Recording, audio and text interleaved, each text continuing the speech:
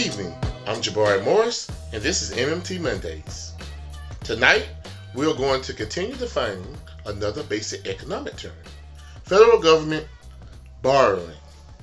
We are also doing our year-end fundraiser where 100% of your donation will be matched thanks to a generous donor. The link to the fundraiser will be in the description below. Make sure to hit the like and subscribe buttons, and let's get to it. Once you learn MMT, the whole concept of the federal government borrowing its own currency is completely illogical. A country cannot borrow its own currency. Who would you owe this debt to? Ourselves? We're not talking about borrowing money from China. We don't borrow money from any country. What is happening is that foreign governments have dollars in accounts at the Federal Reserve. Mosler explains how some borrowing happens on page 32 of his work entitled 7 Deadly Innocent Frauds. China has a reserve account at the Federal Reserve Bank. To quickly review, a reserve account is nothing more than a fancy name for a checking account.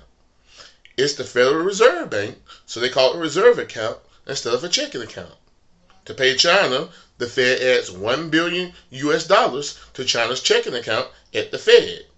It does this by changing numbers in China's checking account up by $1 billion. The numbers don't come from anywhere any more than the numbers on the scoreboard in football come from anywhere.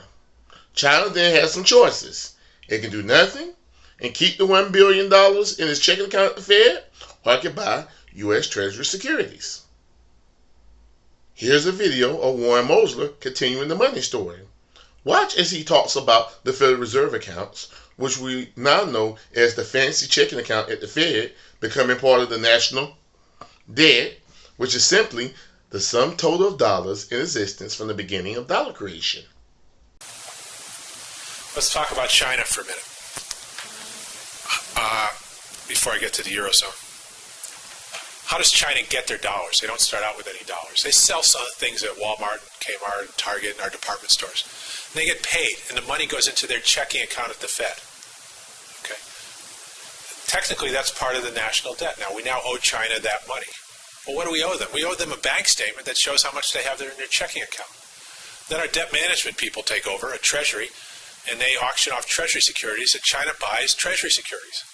And what does the Fed do? They move the money. They move the money from China's checking account to China's savings account at the Fed.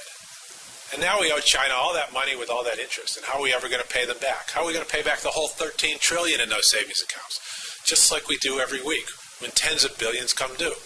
We transfer that balance plus interest back to the checking accounts at the Fed. Debt paid back. And they have three choices with what they can do with that checking account. Leave it alone, put it back in the savings account, or spend it. Well, what if they spend it? Well, then they go buy something from, I don't know, euros from Deutsche Bank or something, and then we transfer the dollars from their account to Deutsche Bank's account. The European Central Bank transfers euros from Deutsche Bank's account to China's account. All these other countries are doing the same thing. So what is the problem? What are we leaving to our children and grandchildren? We're just going to need one accountant, just like we need, to just debit and credit these funds. The whole thing can be done on one spreadsheet. Okay, you can run that whole part of the Fed with about $100,000 a year budget if you wanted to. There's nothing to it. As you can see, these back and forth transfers between Federal Reserve accounts, checking accounts at the Fed, and Federal Treasuries, Federal Savings accounts, do not affect the real economy. Check out the definition of Treasury securities from the Investopedia link in the description. Money in the Federal Reserve accounts earning interest is called Treasury securities, T-bills, T-notes, and T-bonds.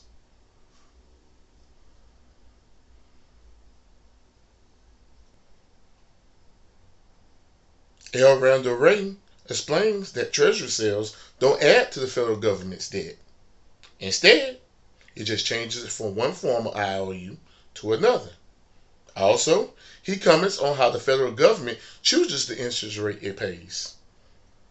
The bonds promise to pay interest. Why does the government do that? What I was explaining is the government does that to hit its overnight interest rate target. It is not a borrowing operation. In fact, the government cannot sell those bonds unless you already have government debt to buy them. You have to have currency, or you have to have bank reserves, or your bank has to have bank reserves to buy them. Because the only thing the government will accept in payment for the bonds that it issues is its own debt, its own IOUs. So bond sales actually don't change the amount of government debt out there. They change the form from non-interest paying to interest paying. Now, does a sovereign government need to do this? No, they never need to do this. If they're happy with a zero interest rate, they can just leave the reserves in the banking system, and you will have a zero overnight interest rate. So I realize people are very concerned about government paying interest on its debt. And as you said, it becomes a rising share of total government spending. But look at it this way. In the first place, the government doesn't have to sell any bonds. It can just leave reserves in the banking system, okay? On which the banks get zero in the old days. Now it's near zero interest. They get 25 basis points. Okay, so it doesn't have to sell them in the first place. Second place, the government can choose the interest rate that it pays. It's the sovereign issuer of the currency. It can sell the bonds to achieve the interest rate target that its central bank arm has set. Lastly, here's Mosler on how the U.S. government pays off itself. Paying off the entire U.S. national debt is but a matter of subtracting the value of the maturing securities from one account at the Fed and adding that value to another account at the Fed.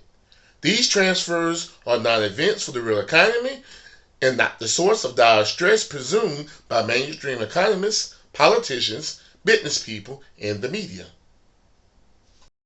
Tonight's episode has shown that the U.S. government doesn't borrow its own money or any other country's money. It simply manages balances by moving dollars between federal accounts. As you understand more terms, you won't be easily influenced by those who want to keep the public scared to fight for the programs we all need. We also hope that it's now very clear that our children, grandchildren, great-grandchildren, and consecutive generations do not owe trillions and trillions of dollars to anyone. If you enjoyed tonight's video, make sure to check us out at realprogressives.org and subscribe to get notifications on new video streams in YouTube, Periscope, Twitch, Facebook, and Rockfin. If you can contribute, your end of year donations will be matched until December 31st, 2021, and that's just a few days away. Thank you, and continue learning.